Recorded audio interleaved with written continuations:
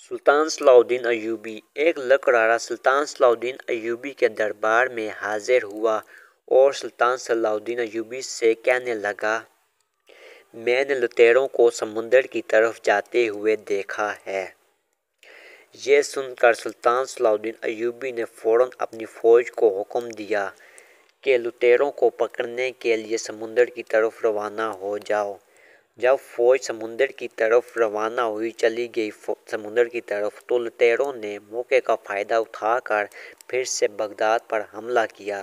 اس بار انہوں نے پورے شہر کا سونا لوٹ لیا اور واپس جا کر اپنی ایک غار میں خفیہ غار میں چھپ گئے۔ کچھ دن بعد لکڑہارا پھر سے دربار میں آیا اور صلاح الدین ایوبی سے کہنے لگا، میں نے لوٹیروں کو ایک گاؤں کی طرف جاتے ہوئے دیکھا ہے۔ صلاح الدین ایوبی کی بیوی جو اس کے پاس بیٹھی ہوئی تھی صلاح الدین ایوبی کے پاس جو بیٹھی ہوئی تھی سب کچھ سن رہی تھی بڑے غور سے۔ جب لکڑہارا دربار سے چلا گیا واپس،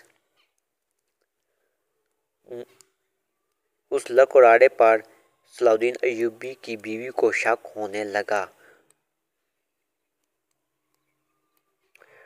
اور کہنے لگی کہ ہر بار یہ ہمیں کسی نئی جگہ کے بارے میں بتاتا ہے اور جب ہم فوج کو بھیجتے ہیں تو پھر سے لوٹیرے شہر پر حملہ کر دیتے ہیں۔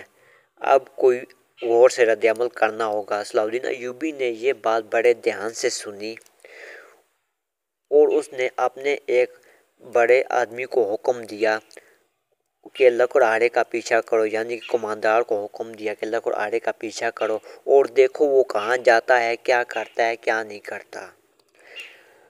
جب اس کا کماندار دھیان سے لکڑہارے کا پیچھا کرنے لگا،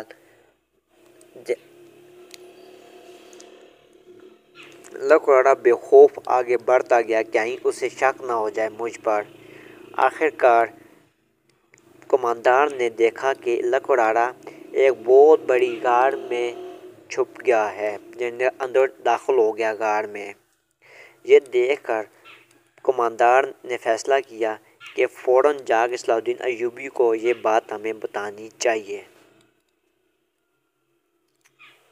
صلاح الدین ایوبی نے اس کو بڑے غور سے سنا اور فوج کو حکم دیا کہ لکڑہارے کو گرفتار کر کے دربار پر لایا جائے۔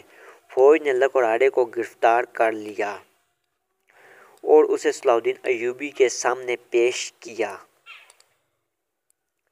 دربار میں پیش ہونے پر لکڑہارے نے فوراً کہا کہ میں لوٹیروں کا سردار ہوں اور سونا اور اغوا کی گئی لڑکیوں کو واپس کرنے کے لیے تیار ہوں۔